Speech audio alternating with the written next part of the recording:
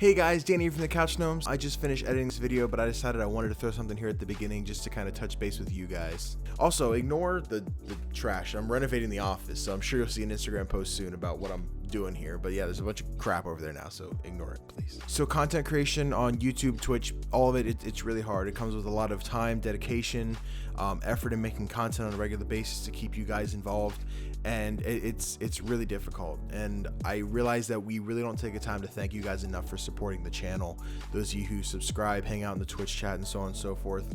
So I kind of wanted to start this thing where I go through the subscribers every month. Now obviously I can't go and thank all 1,800 of you because I don't have the time of day to do that. So I just want to go through a list of all you who subscribed this month and just say thank you so much for finding the content entertaining and wanting to stick around to see some more. So first off, we got Infamous Hobo Lord, Tetra Minion, Copy and Paste Kevin, Okay, Scott Stump, Cheese and Jackers, Darling Shavar, Ren Amamiya, Tyler Grubman, Julianne Harrison, Lane Rice, Dos Terrados, Hadididi, Brank Burke, PJ Sprite Animations, Peter Suvanarath, I'm sorry if I pronounced that wrong, Lightfield, John Garcia, Small Princess Trash, Pixel Eye 00, Maki, Sarah Juma, Philippe Dukowitz, Mainstream Otter, Trent Sizzle, Chibi Celesti, Daimo, and Nineball. Again, I want to thank you guys so much for supporting the channel, and just because I didn't read your name here, I don't want anyone to think that you're underappreciated. There's some of you who've been here from the beginning of this channel, from the beginning of Twitch and content creation, that have supported us along the way, and I can't thank you guys enough for everything you've done. But I really wanted to start just kind of reaching out, letting you guys know that we really appreciate when you guys subscribe, comment, like on the videos. It really helps the channel grow and helps let us know that you guys enjoy what we do here. So thank you so much. But yeah, enough from me. I think it's time we get to the video. Thank you guys again. Hey guys, Danny back again from the Couch Gnomes, and welcome back to Gnomenclature. 2020 has one of the biggest lineup of games this generation. From titles we knew were coming, titles we hoped were coming, and titles we really weren't sure if they were ever going to release. Now last year I made a very similar video where I ran through my most anticipated games of 2019. However, I only ended up making that video about 3 or 4 months into the year, so I ended up missing a lot of my favorite titles from 2019. And hopefully by the time I get this video recorded and edited, the only big release I'm going to have missed is Tokyo Mirage Session Sharp FE Encore. Boy, that's a mouthful. So what I'm going to be doing today is talking about the top 10 games that I am most excited for this coming year. From the smallest and most obscure indie games to the biggest, no duds on this list, AAA releases. And as always, I'm only going to be discussing games that have a release date of 2020. So games like Elder Scrolls 6 or the Breath of the Wild sequel will not be in this video. But honestly, the release dates really don't matter anymore, because last year 5 of my top 10 got kicked to 2020. And that's not even talking about the honorable mentions yet. But even though I'm still insanely excited for those games to release, I'm not going to be talking about them this year. At least not in this video anyway. Now, as all good top 10 most anticipated blah blah blah videos go here on Gnomenclature, we got to start with some honorable mentions. Honorable mentions. Tell me why. She was never gonna let me be anything but her little girl. Spiritfarer.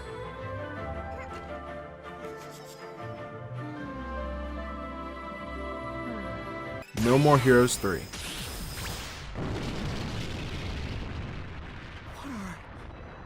What did you do? Resident Evil 3 Remake. How could this many people be infected? This city is completely cut off, isolated. Marvel's Avengers. Cap, they got pulsar tanks. Halo Infinite. Lost everything. There's nothing left for us here. Godfall. Your feet, old blood. Not dead. Yet. 1,000-year war. Iron Man VR. You've made your share of enemies, sir. I'll need more time. Little Nightmares 2.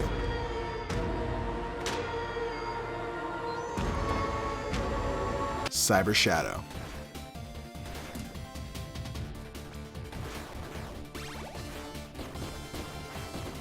Okay, so to be completely transparent, Cyber Shadow technically doesn't have a set release date yet at 2020, but Danny from the last year said that Cyber Shadow would be in this video, and I can't make past Danny a liar. So, but anyway, let's get on to my most anticipated games of 2020. Do you guys know the Epic Game Store? That digital shop people love to hate, and it's the place people go to download Fortnite, Battle Breakers, and a few other games? Well, it may not be as full of games and features as Steam is, but the Epic Game Store has introduced me to a game that I am super excited to sink my teeth into. And that game is Maneater. Maneater is a single-player action game where you get to be the king of the ocean, a shark.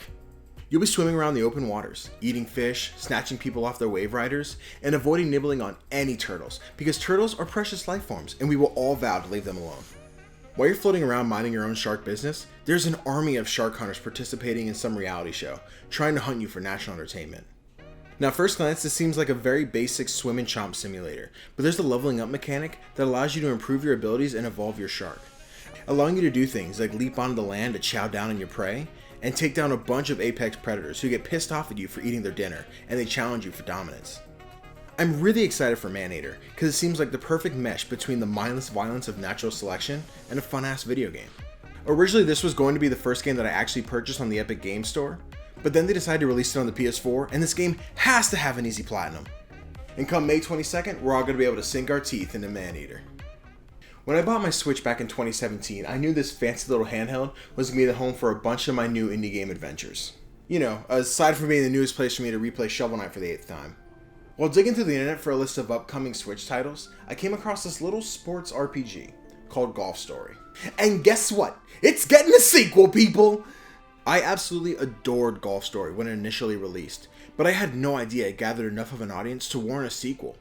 Which is why I lost my mind when they revealed Sports Story at the most recent Indie World event. This time around, we get to play all sorts of sports. In addition to golf, we have tennis, baseball, and even soccer. Normally, I'm not the type of gamer to indulge in sports games, but that's not what Sports Story is. It's an RPG where you use sports as your main source of action. It's more than just competing for the best score. You use your athletic abilities to unlock new locations, complete tasks for people around the world, and clean up old toasters from your local dump. And in this second installment, it looks like there's going to be a bigger focus on exploration with new dungeon-like areas in various environments, like mine shafts and haunted mansions. I hope you're ready to tee up, because Sports Story releases mid-2020. When an evil internet organization takes over London, there's only one thing you can do. Make everyone a hacker. Number 8 on my list is Watch Dogs Legion. The original Watch Dogs got a lukewarm reception from the community, but Watch Dogs 2 was an immense step forward for the franchise, with a more enthusiastic main character, new hacking equipment, and an all-around better story. And I'm hoping Watch Dogs Legion does even more to enhance the franchise. From first impressions, the new world of Watch Dogs looks significantly different from our previous outings to Chicago and San Francisco. Now that we're taking a little hop, skip, and a jump across the pond to good old London, England.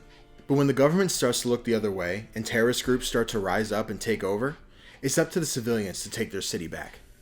The most appealing part about Legion is that everybody can be a hacker. Any character you come across throughout London can be recruited and brought on board to join DedSec, a hacker uprising organization. From your average blokes in the town square, to the friendly granny feeding pigeons in the park, they all have a reason to rise up and fight for what they believe in. Some of these characters are going to require a lot more effort to recruit, but they'll all be worth it, giving you new advantages to unlock new perks, power-ups, and weapons to improve your team. Now, as cool as this concept is, I do have some reservations. Having no main character to lead the story forward could cause for a lackluster campaign. But for now, I'm holding out hope that Ubisoft will have that part fleshed out and ready to go by the time Watch Dogs Legion releases this fiscal year. So yeah, fiscal year is a weird one because it could be 2020 because it was March, and then it got pushed to fiscal year 2020, which means it could be the end of this year or the beginning of 2021. But I'm expecting it in August, September, so I really don't know. So I might be cheating on this one, but bite me. When I bought my Switch back in 2017, I knew this fancy little handheld was going to be the home for a bunch of my new indie game adventures. You know, aside from being the newest place for me to replay Shovel Knight for the 8th time. Wait, didn't I already do this bit? Well, shot of script writing aside, another indie game sequel I am very excited for this year is Hollow Knight Silksong. I was so infatuated with Hollow Knight when I originally played it. The art style and animations were tremendously fluid. The environments were so dreary yet breathtaking, and every single character felt like it was handcrafted to feel like it had a significant role to play in the Hollow Nest. But as much as I enjoyed Hollow Knight, I never actually finished it. I sadly just couldn't figure out how to make the stupid elevator go down. However, once Hollow Knight Silksong is upon us, I have full intentions of playing this one from start to finish. In Silksong, you play as Hornet, the speedy and agile antagonist from the original game, who's been kidnapped and taken deep underground. And now you're forced to fight your way to the top and discover why you were taken in the first place. While fighting as Hornet, you'll be bouncing off mobs and stabbing them with your needle and thread like some sort of little bug gymnast. And by taking away the former Souls component and replacing it with the new Silk ability, this game is going to feel fresh, yet familiar. With a brand new set of abilities and attacks to make Hornet's daunting skill set your own, Silksong is shaping up to be a tremendous successor to an already impeccable game. Hollow Knight Silksong is currently slated to release June 12th, 2020. Going into 2018, I missed out on a crucial and amazing JRPG from 2017, and that game was Persona 5. But now in 2020, there's a new installment in the Persona franchise that I can't wait to get my Phantom Thief gloves on, and that game is Persona 5 Scramble. Okay, so yes, I do plan to pick up Persona 5 The Royal as well this year, but from what I understand, it's more of the original game with new stuff, which is dope, but not top 10 material for me. But with Persona 5 Scramble, I'll be dipping my toe into a genre of game I've never particularly enjoyed, the Dynasty Warriors-like game. I believe fans call them Musu games? Hold on. Muso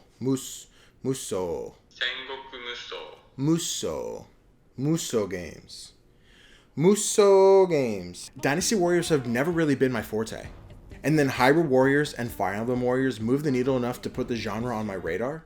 But Persona 5 Scramble is the first game of this style to genuinely guarantee my purchase on day one. So just a few reasons this game has captured my attention far more than any other game in this genre is that the gameplay actually looks very reminiscent to the source material. The exploration and traversal looks like it's been ripped directly out of Persona 5, while the combat looks explosive and open-ended. No longer am I tied to taking turns of hitting each other back and forth. Now I can dodge enemy attacks and blow them back as Joker, Skulls, Morgana, and the rest of the Phantom Thieves, as we pick up a newer adventure continuing from the end of Persona 5's story.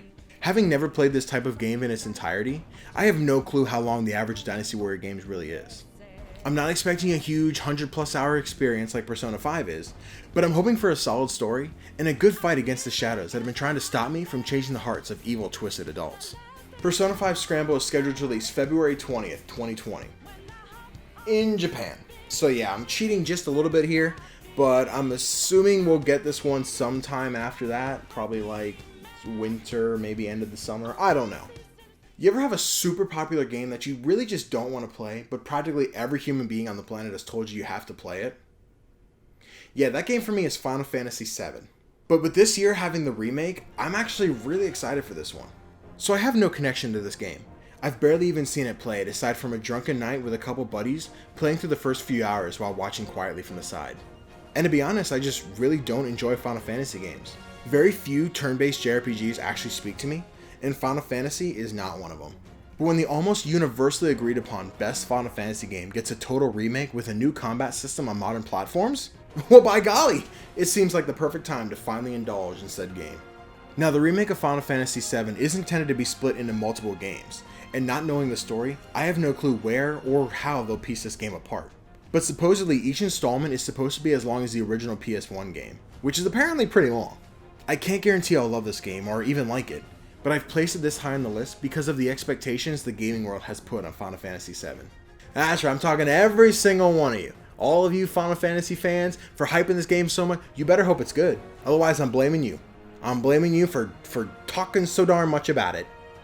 Okay, so I was supposed to record this video like 4 days ago, but something came up, so I had to push it to today for me, but like a week ago for you guys. In that time, 3 games in this video have been delayed. One was Marvel Avengers, which was an honorable mention, so it really didn't matter too much. Final Fantasy was originally set to release on March 3rd, but now it's been pushed back to April 10th. So, yes. That's the new date. I'm glad I didn't get to record this the day I was supposed to, because half this list would just be wrong. You watch. I'm going to record this and 4 more games are going to get delayed. Now let's talk about an indie turn-based RPG that I am super excited to play. Now this next game I actually intended on doing a full video about last year, but you know, 50% busy, 50% slacker, it got away from me. This game is a love letter to retro JRPGs, and it's so gosh darn pretty. This next game is Chris Tales.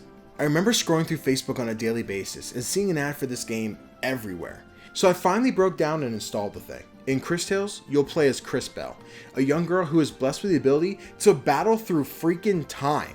You can rewind or fast forward your enemies' lives to make them younger or older, and depending on their location, you can cause adverse effects, making some of them weaker and some of them stronger, but that's not all you'll get to use time for. While exploring the open world, your screen will be split into 3 sections: past, present, and future, allowing you to see the fate of businesses and townspeople, and to use your found resources to potentially save them from a bitter fate. And I can't forget to mention how adorable the art style is. Chris Tale has a hyper-detailed vector art aesthetic, where the appeal of stained glass windows is a huge influence on its design. After the roughly hour-long demo, I've been dying to get my hands on the full game to give you guys my full impressions on this potential masterpiece. Chris Tales is scheduled to release sometime in 2020.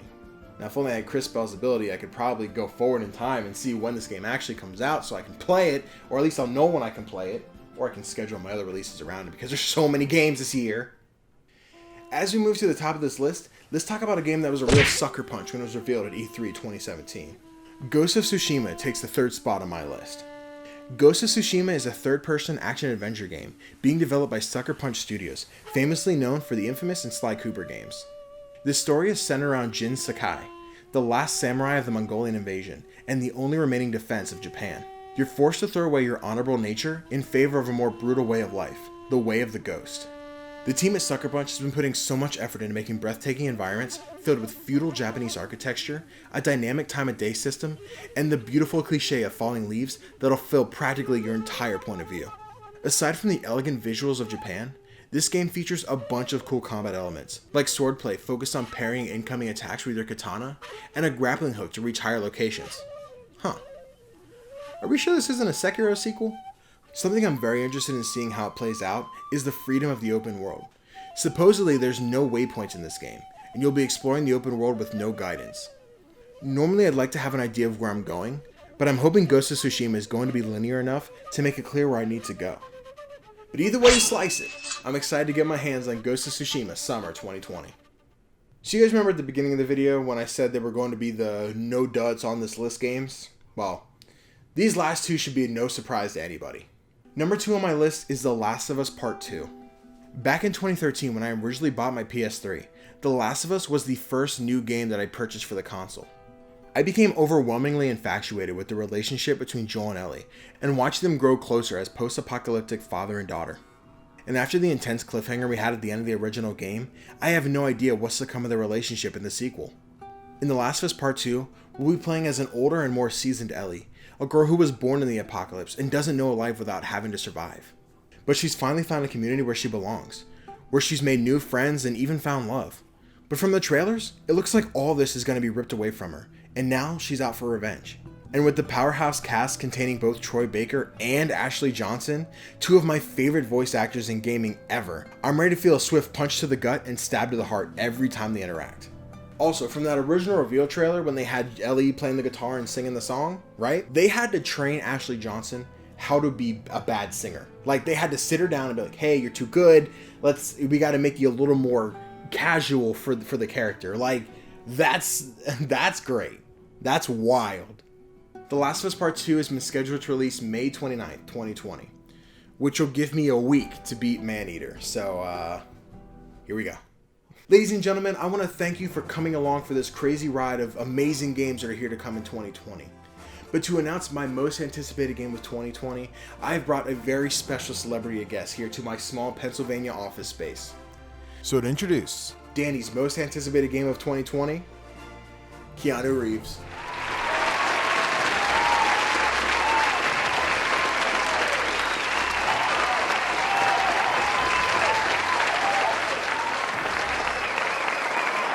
Cyberpunk 2077. They were going on and on about how they'd create this vast open world with a branching storyline, how you'd be able to customize your character through in-game choices. And it's not something I knew before, but I was excited by. Cyberpunk is really going to be breathtaking. You're breathtaking. You're all breathtaking. All right. So, then check this out. That's right, Cyberpunk 2077 is my most anticipated game of 2020. I'm sure my buddy Dylan is very excited that I finally put this game in a video. Now, last year I had this long deep dive into why Pokemon Sword and Shield was so special to me, how it was a franchise I grew up with, and how this was going to change so many things for me, and well, honestly, this year I don't have that for Cyberpunk. I just think this game looks super awesome. I remember that original trailer floating around of the frozen 3D models, the hot girl with the crazy cybernetic pinchers coming out of her arms, with an army of soldiers shooting at her. And really, that trailer was super weird, but it was so weird that it gathered my attention, and I couldn't wait to see more from this game.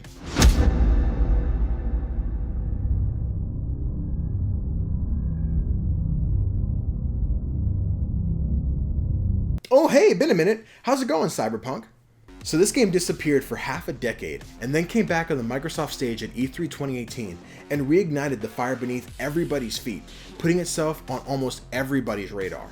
This first-person action game stars V, a mercenary that does random jobs for high-rolling gang members and industry icons to make a quick buck. Surrounded by a world of cybernetically modified human beings, wanting to be as technologically advanced as possible in the most dangerous city imaginable, Night City. The first thing that really enticed me about Cyberpunk is the character creation. So you start out normally by choosing your body type, male or female, and now things start to get super nerdy, and we throw in some Dungeons and Dragon mechanics. Next, you choose your character's backstory, your childhood hero, important life events, and what your character's purpose is in Night City. From here, you explore the world and improve your attributes, which you'll need to advance in the game. From what I understand, the game leans heavily on having the right attributes to pass certain dialogue checks, so that you can get into the proper gang or complete the jobs that you want. For example, one mission they show off is you going to a rich businesswoman and giving her an offer to rat out a gang she wants revenge on, and all she'll have to do is give you the money to buy a piece of technology that you want from said gang. If you can convince her to pony up the cash, you now have an option of staying true to your word, or you can try and keep the money and still go after the technology you want. But now it's going to require a lot more effort on your part to fight your way through the gang. Along with increasing your attributes, you also have to improve your street cred, which opens new shops and NPCs for you to interact with. In the almost hour-long gameplay segment from last summer, CD Projekt Red showed us that there are going to be many different playstyles, such as being the big brute who just wants to blow people back with heavy weaponry, or taking it slow and stealthily, and killing your enemies using technology and overriding their commands to fit your needs. Developers saying things like, "You can do anything in our game," or "The possibilities are endless," is nothing new in the game industry. But many of those games can't or don't fall through on that promise. But from the gameplay we've already seen and behind closed door impressions from E3, I have full confidence that CD Projekt Red is going to nail this behemoth of a game and leave many of us in awe. Cyberpunk is the other game on the list that got a major delay. It originally was set to release April 16th, 2020, but now it's been pushed to September 17th, 2020. As disappointing as game delays can be, we always have to remember that there are people behind these games. People that are putting their backs into making these games as perfect as they can, and we just gotta respect that. So yeah, I have to wait another 6 months to play Cyberpunk, but as you can see from this list, there's plenty of other games coming out this year I'm going to be able to play. And there's probably some on this list that I haven't even mentioned, or some that haven't even been announced yet that are going to fill the void in those 6 months. But there we have it, guys, my most anticipated games of 2020. And when it comes to the video game industry, every year has the potential of being the best year in gaming. And now I won't jump the gun and say that 2020 is going to be the best just yet, but the potential is absolutely there. With a variety of new IPs, sequels to famous franchises, and the launch of a new console generation by the end of the year, we have so much to look forward to. Now all I need is a new media center to accommodate 2 more consoles for my Xbox Series X and my PlayStation 5. As always, I want to thank you guys for watching the video. I really hope you enjoyed. If you did, if you could do me a favor, leave a thumbs up below, let me know that you liked the video. Now make sure you guys let me know in the comments what games you're most excited for in 2020. If you have any games that match anything I have in this list, let me know in the comments. Tell me some other reasons you're excited to play them as well. Or if you have any games that I didn't mention that weren't honorable mentions or in my top 10, comment those below as well. I always love to hear about new games that maybe have just got past me or I haven't heard of, and that's a whole new game for me to spend money on that, man, I wish I had more hours in the day. I really do. But that's it for me today. I can't wait to see you guys next time.